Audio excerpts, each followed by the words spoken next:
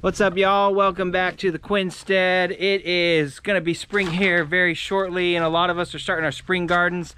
And if this is the first time you've ever started a garden, you might be wondering what kind of gardening do you want to do, where to start at. So we're gonna go over 3 different great beginner gardening types and the pros and cons of each one to help you make a decision on what kind of gardening you want to do. Let's get into it. The first gardening method I want to talk about is in-ground gardening. This is a plot on the property that we live on that we do a lot of in-ground gardening in. Now this can be a great starting point, especially if you're looking to save money, because it's usually the cheapest way to start a garden. It's also great if you're looking to grow a lot of crops and you need a lot of space. Some of the drawbacks about having an in-ground garden are that you're a little more vulnerable to pests, animals, weeds, and grass getting in your garden and taking over. So it's going to take a little more time maintaining that garden, weeding and tilling and doing all that sort of stuff. Which is why it's important to take preventative measures when you are planting your garden, such as putting down mulch, weed barrier cloth, and those sort of things. Another drawback of an in-ground garden is the soil. You're not going to have complete control over what type of soil is in your ground, so it's very important that you get a soil test done before you start planting, and you might have to amend that soil, add nutrition to it, compost, fertilizer, and that sort of stuff.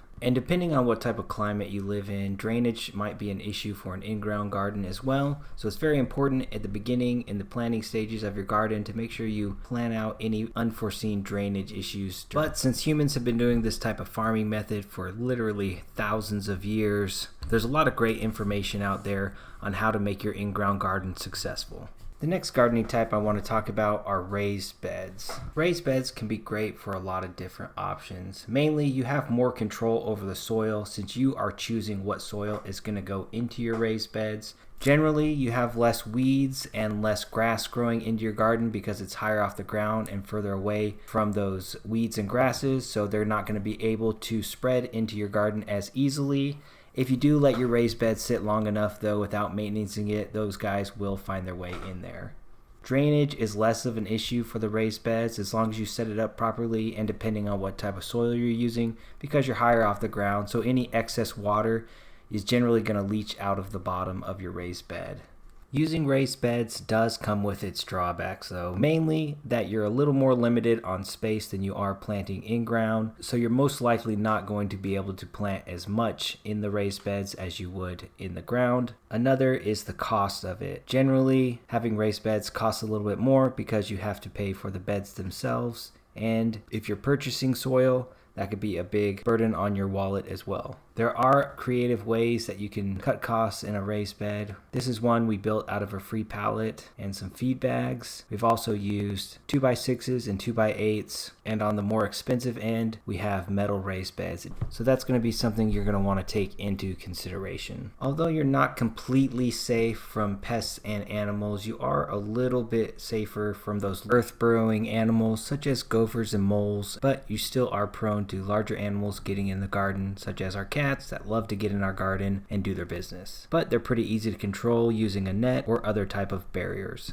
Another thing you're going to want to think about with raised beds is the soil that you put in there at first might be really great for a season or two, but you are going to have to amend that soil because a lot of that nutrients is going to be used up by your plants. But this doesn't have to be a big burden on you as long as you have a good composting program in place that will allow you to add nutrients back into that soil. The last gardening method I want to talk about are vertical planters. Now, vertical planters can be great for a lot of different reasons. Mostly they have a very small footprint and you can grow a lot of food in that small space. This is our Greenstalk vertical planter that we bought, and it can hold up to 30 different plants. You are, however, limited a little bit on what type of plants you can grow in these. So make sure you take into consideration what type of plants you want to grow when deciding to go with a vertical planter.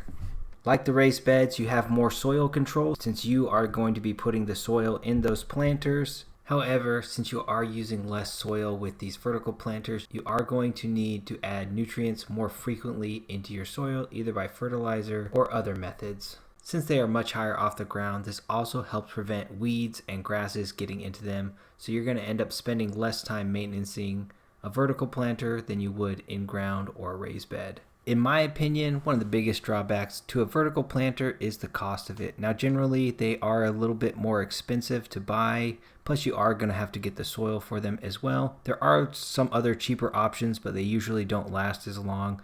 Like these ones here we found at the dollar store, and they're made out of thinner plastic and a little more flimsy. Not bad for a season or two, but over time I could see these guys breaking down and not being very useful. But if you are the type of person that has a little extra money and you have a small space to garden in, like a small patio or a balcony, and you want to add some fresh vegetables to your diet, or you want to try out gardening, a vertical planter might be for you. All right, well, there you have it. I hope you enjoyed the video, and if you did, please consider subscribing. We'd appreciate that very much. Stay tuned to the channel for more gardening and homesteading videos. Thanks for watching.